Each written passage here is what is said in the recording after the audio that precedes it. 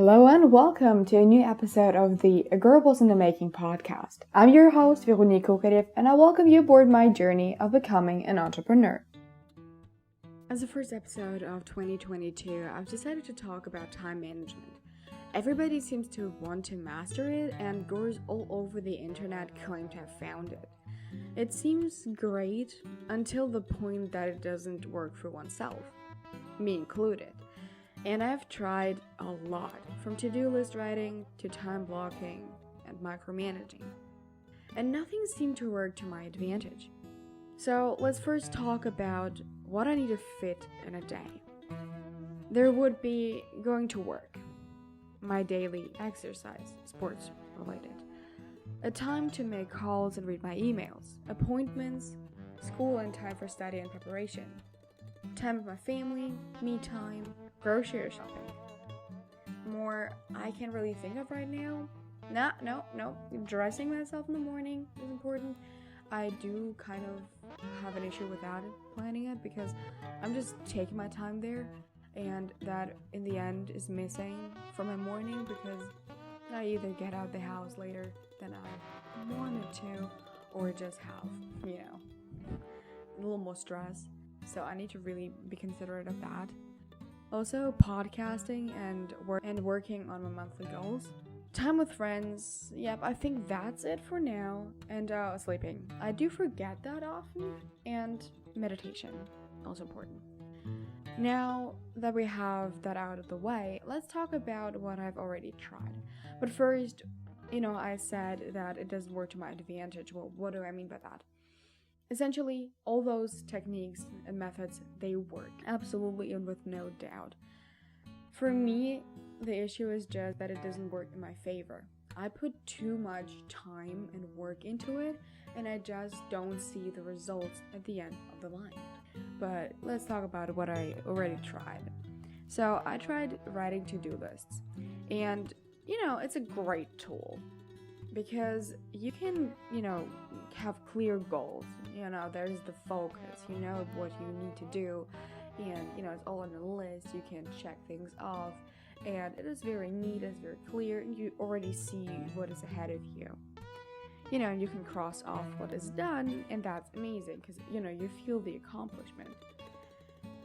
But for me, and I think also others think that way, is that it can be overwhelming, because if you have like 22 things on your to-do list, and you're like, I should do that today, it's overwhelming. And personally, I had a problem with it because it had no, tracker. It didn't track the time that I needed to do these things, because if I write down, I need to do an assignment.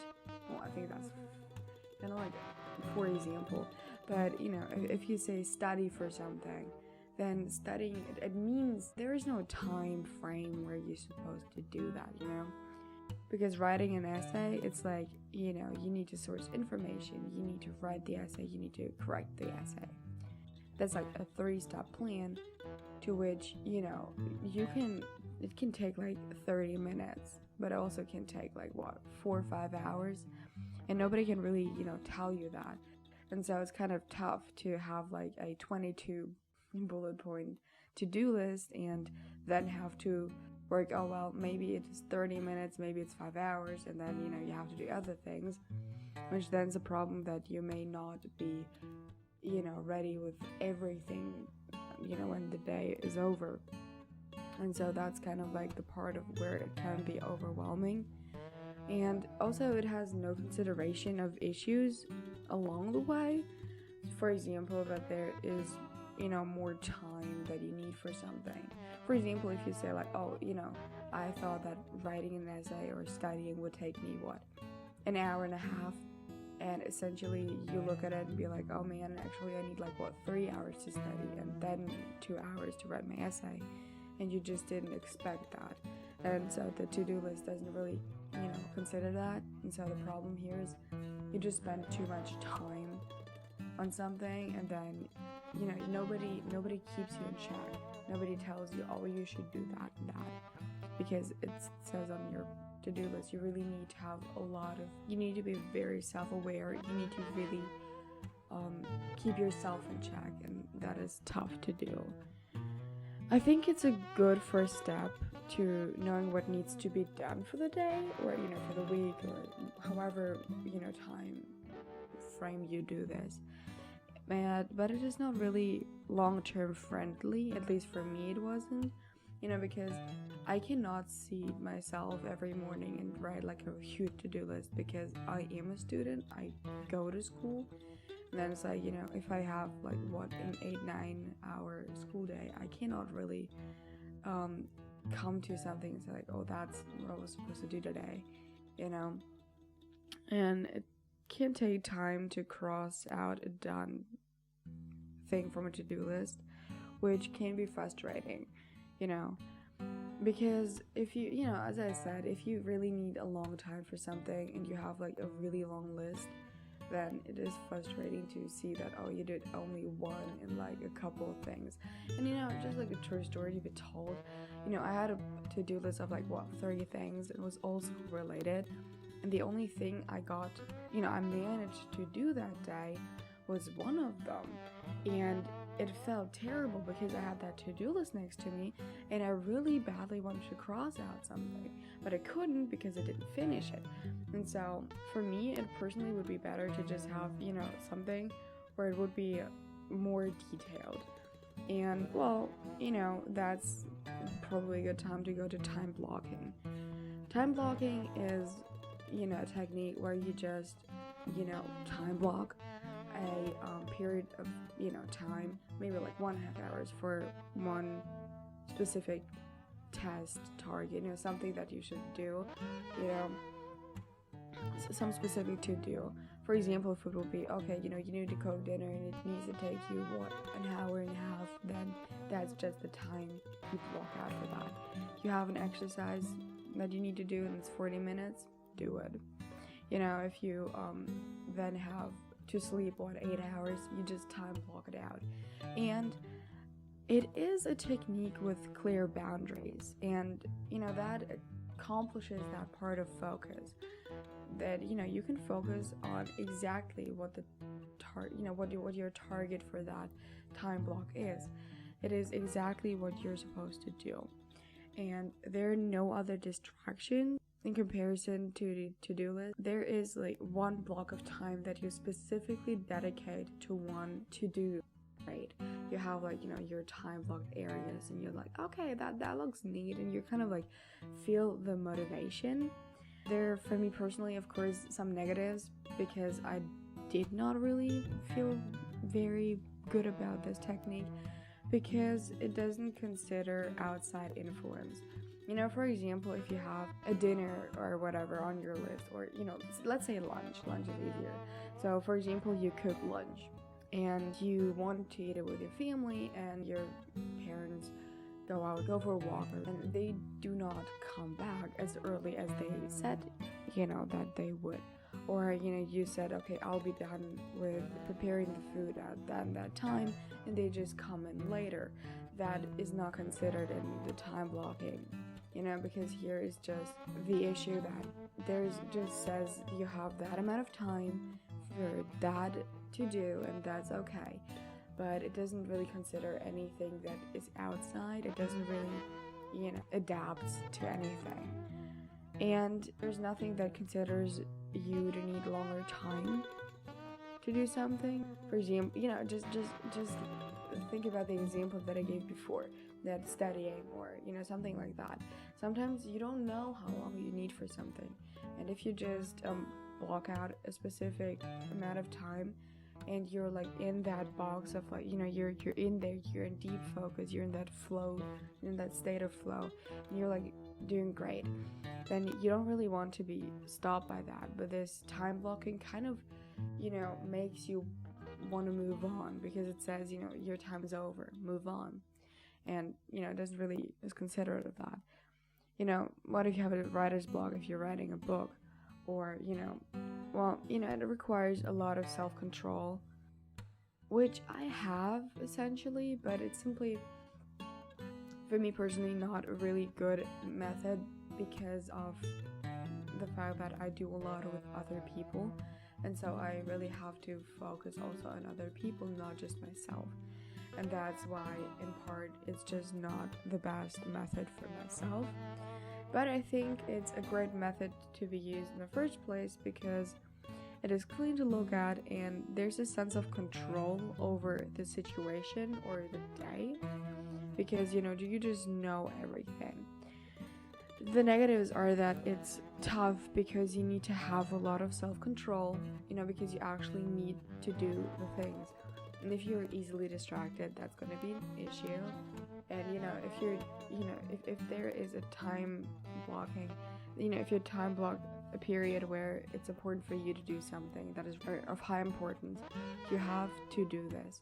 But if you're distracted by something, or if there is something that you didn't prepare for, for example, somebody is asking for your help, you either need to say no, or you need to reschedule your plan, or anything in that direction, and that can be really tough. It needs to be flexible, because sometimes there's outside influence that interrupts the plan, which it does not adapt to. But I think that can be fixed if you're have a good portion of self-control and you can actually plan your things. And so if there's something that isn't going the right way, you can actually just change plans. And I did that too, but it takes quite some time to reschedule stuff, but it's going to be okay once you really dedicate yourself to making this work. And it's great for study sessions or one person work that does not depend on anybody or anything else, so in my opinion, there are good and bad benefits to that, so in parts I would recommend it to anyone who says, I have a quiet day in front of me, there's nobody to distract me, there's nothing to distract me, or at least you have enough self-control to really get into it, and you're okay with sitting down and just really focusing in this period of time. Maybe you just get a quick edition of Pomodoro technique. Pomodoro technique, for somebody who does not know, is a timer that you set for a specific amount of time. And so for example, it's a half an hour sessions, and you have 25 hours of deep work and 5 minutes of a break, and then you restart the cycle for however long you want to do, for example, your study session. And that helps a lot of people. I didn't really try it out ever, because I get into that state of flow pretty easily. That's a pretty good technique, and if you kind of mix it in with that, I think it's a great idea for somebody who dedicates himself to really following through the plan, or really adapt to your surroundings and really just incorporate whatever issues you encounter along the way. And for me it wasn't really the right technique, but I think somebody will really love it. Next, we go to micromanaging, and the positives here is that it's very detailed. It allows for fast execution of the individual parts. So let's take writing an essay, which is weird. I don't really have to write an essay, and that's like the example I keep pushing forward. But so writing an essay, there is I said 3 main stages. So there's information gathering, there's writing, and there's correcting. With micromanaging, you would just pick just take one of these. But first, for example, just gathering information, then you would divide it into subparts. For example, do internet research, or that part, then do research in books, then do research in, maybe doing an interview or asking somebody on the topic, and then putting that in, then saying, okay, like maybe I do from that information, you do a mind map. So that would be the subpart 2, where you would, out of all the 3, 4, or 5 information sources that you got, you're going to be putting it all into like a bigger picture, a mind map or a list, or whatever, however you study. And then you would have that, and then in the second department you would focus on writing. And so what you do there is, you probably would depict it into 3 parts and say there's the introduction, there's the main part, and there's the resume that you write about that. And essentially, then you have like the last part, which like correcting.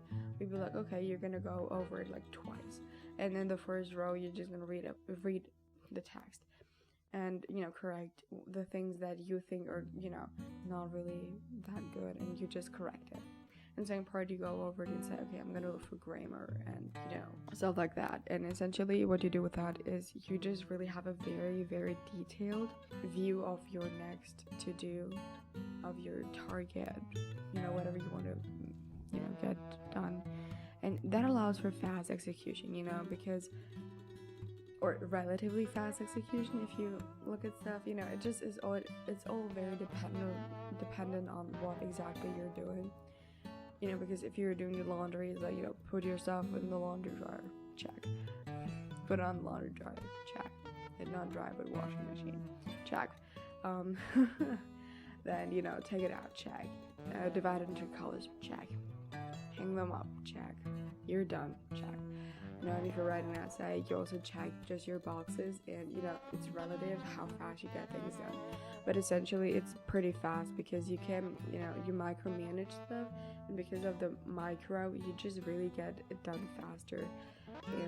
And it breaks the subject, it breaks something that you need to do down into smaller bits. And with this you can just accomplish your percentage. It's kind of like your go-to. It's 100%. And so normally you would divide into 3 parts: research, writing, correcting. That would be 33%. And with that you're done with that. And so every time you kind of try to do 33%, which it's a lot more than, I don't know, maybe doing 10%. That's going to be better, or 5%. That's going to be much faster. And so with that you also have kind of this boost of motivation, because you know what needs to be done, and you're really good with it. On the other side of the medallion, the negative part, there's a lot of preparation that goes into micromanaging, and you need to take your time to do this. And it may be overwhelming at first, the execution part, that's probably the easier part here. But to first understand, okay, how do I break something down to, there was microscopic parts, how do I do this? That can be really overwhelming, because instead of maybe, for that example of writing an essay, instead of having 3 parts to do, you now have to do 10, 12. That's a lot more, and that can be overwhelming for preparation. And it also does not cope well with interruptions and outside influences. Not really much in part of in focus of an essay or writing something or doing something. It's more if you micromanage your day. For example, the lunch situation that I mentioned earlier, that you do stuff and and some people are late, or if you have any appointments with somebody else, then stuff can be really going into overtime. If if people come late, for example, going to the doctor's office, and somebody takes longer than they would expect it to do, and your appointment is at 2, and you only get into there at 3:30. I wouldn't, that really just goes into overtime a lot, and micromanaging does not really cope with that very well, because you have your specific stuff to do, and so there's a difference here. In one part, micromanaging can be just put in for tasks. So for example, writing an essay, cleaning, doing your laundry, cooking, whatever. But if you combine it with stuff like time blocking, then this going to overtime is really going to be your worst enemy in that department.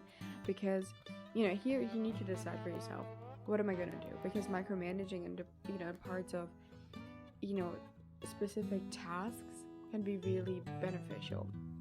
But if you micromanage your day, the influences, have a really big impact, mostly in daily, schedule, because For example, if I go somewhere and I say, I need a little more time on that, and I need it at the end of the day, I need it for some other tasks that just is missing from the day then.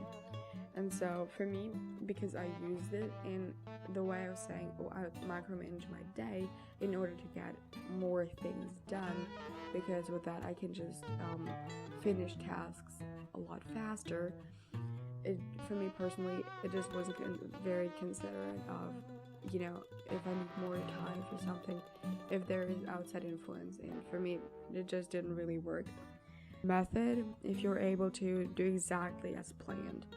It is great for study sessions, small businesses, and, other things, because that studying, just what I explained, and for small businesses, if you have, to do some things and you just say, okay, first I check my orders, then I do the orders, then I just, prepare the packages, and that's kind of what you do. You're gonna get along with it very well, because, it just makes your task a lot more accessible, and you understand it better, and you get it done faster. So it's not really good for large scale things, in my opinion, because, if you're managing your day with that, it is very, it's a very, very lot. You need a lot of time to prepare that micromanaged schedule, and it is very much overwhelming for a lot of people, me included. It is not really going to be like the perfect thing for you. And for me personally, micromanaging just is for myself, and that's kind of hard. And speaking of hard, it's also hard to maintain, because as I already mentioned, it's a very, very time-consuming method, and with that, just not really manageable for me. I decided to go for my own planning this year, because everything that didn't work for me, I learned from it, and so I just decided to go for myself. And the first step was to get the new year prepped. But so what I've learned for that whole food stocking fiasco, first of all, I do have a great deal of logistics skill. I really managed to get everything into that fridge, and it's great, it feels amazing. But I just learned that I should reduce the amount of, food, the ingredients I buy to a max of 2 days, and it's gonna be fine. Also, I got a manicure, cleaned out my closet, donated or sold the items that I cleared out. And also, I looked through all my papers, and here it's really fascinating how many things you actually have there, and, that you actually can throw away. And there's a life lesson that I kind of want to pass to you guys, and that is, look through your stuff. You might not need all the things other people tell you must have for someday in the future. Why is that? Well, nobody really knows when that buy day is gonna come. Like, it's not gonna be there in near future, because for me the problem is always, everybody always told me, like, you need to keep all this stuff, and I'm like, I never, for example, and people told me, like, keep your essays or keep your exam papers. I'm like, and I kept them for the year that I had there, and I don't know, I never needed it longer than that. And so I throw it away. I'm okay with that, because it frees space in your head. Also, that you just don't really have all those things anymore, and that's really amazing. I have a friend who kept things from elementary school, and she kept it all, and it's to me it's unbelievable. Like, I would never, I throw things out like the day school ends. I'm like, I'm gonna sort through things. Do I have a lot of, do I have like English material for my IP English class? Sure, I absolutely do. But it's not as much as I had before. Like, I have stuff that I absolutely don't need, because if I don't need something for my abitur, for my finals, I don't need it. And the issue with the German school system is, if you in a specific grade switch class, you're not going to be able to get this class in the abitur or in our finals, and that's kind of like where I ended up with. If you're unsure if you need to keep that paper, just take a photo, take a picture. It lasts longer, and in bulk it isn't even as heavy as paper is, and so it's a really great solution for that. I also made an appointment at the hairdressers, and with that, I brought order to my life, and I just got really prepped and good to go into the new year, which always for me is kind of like this time where you can start over. Scientifically, it's proven that there are days that you have more motivation to do things. Lesson number 3 for this episode would be that always check your compatibility or the requirements for whatever you plan. Because as I started this podcast, I've already chosen my platform, updated everything, and then I put everything in. I put my information in, I put the title in, I put the descriptions in, I put everything in. And then when I was ready and prepared to subscribe for a year on the hosting of my podcast, and I was really okay with that platform, and then they had payment requirements that I could not fulfill because I do not own a credit card. Because it is very focused on Americans specifically, or that's at least what I thought there. But I do not have a credit card. I only own a debit card. And with that, I could not pay on that website. So just let me quickly explain the difference between credit and debit card. So, a credit card, probably everybody here knows what a credit card is. But anyways, for those who don't worry, I'll explain. So a credit card is essentially you're having a card that, I think you pay monthly for. And you have a, you just pay. And then it goes as a credit onto your account, and it says, if you, order some pizza, that amount of money that you pay for it with your credit card is going to go onto an account and says that's what you need to pay at the end of the month. And everything you pay for just comes onto that thing and adds up. And at the end of the month, at the end of the year, or how you pay your credit card off, you're doing this. And then you need to pay off the amount. And, that's just where the credit comes from. So you need to pay everything you have later.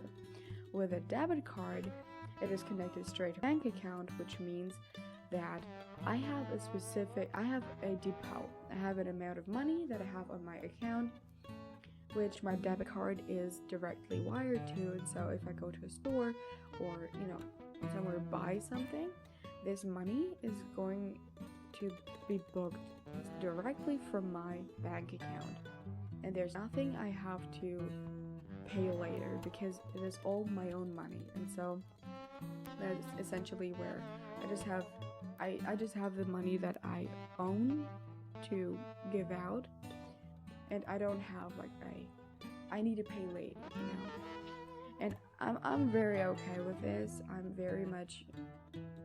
very good with this.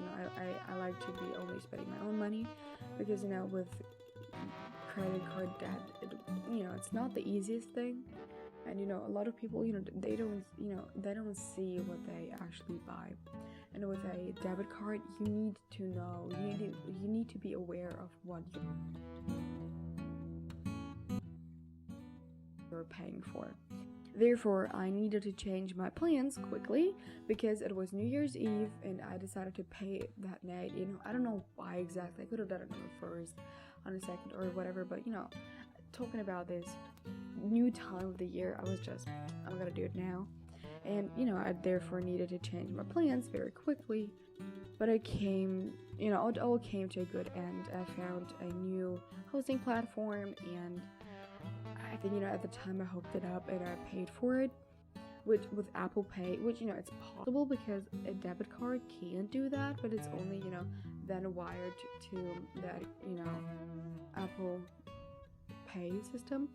And so, I then in a matter of minutes, I had 5 minutes or something, I hooked it up to 20 platforms through which my new podcast is available. And that was with no hustle at all. And really, unexpected changes can be good too. That's, what's my 5th lesson here? My 4th lesson? Life lesson. I think, just sometimes change is good. Unexpected change can be good too. And, just adapt. And in most, in some cases, you'll be rewarded for good adaptation skills. Now, onto my own time management plans. And so I decided to do things in 2 steps.